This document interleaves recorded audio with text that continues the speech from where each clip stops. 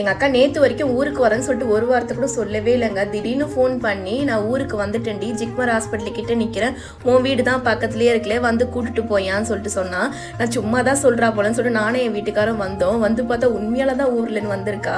2 நாள் லீவ் இல்லையா, அதனால வந்திருக்கா போல். அம்மா கடையில் இருக்காங்க, அம்மாவுக்கு தெரியவே தெரியாது. நானும் அக்காவை கூப்பிட்டு வீட்டுக்கு வந்துட்டேன். தான் ஆட்டுக்குட்டி எல்லாம் உள்ளே போயிட்டாங்க எங்களுக்கு முன்னாடியே. நானும் ரொம்ப நாளாக அக்கா ஊருக்கு வாடின்னு கூப்பிட்டு இருக்கேன், அவள் வரவே இல்லை. தம்பி பர்த்டேக்கு போயிட்டு வந்தாலும் அதோட இப்போ தான் வரா.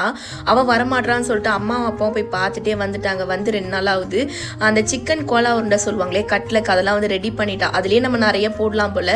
ஆனால் மட்டனில் பண்ணுவா, ஆனால் அவள் சிக்கனில் தான் பண்ணுவா. அதை உனக்கு போட்டு தரேன்டி சொல்லிட்டு சொன்னா. இது கல்யாண ஷால்லாம் எண்ணிது எங்கள் அக்கா அது எல்லாமே அவள் தான் வச்சிருந்தா, எடுத்துட்டு வந்துட்டா போல். இன்னிதை கொடுத்துருமா, நான் ஞாபகார்த்தமாக வச்சுக்கிறேன்னு சொல்லிட்டு சொன்னேன்.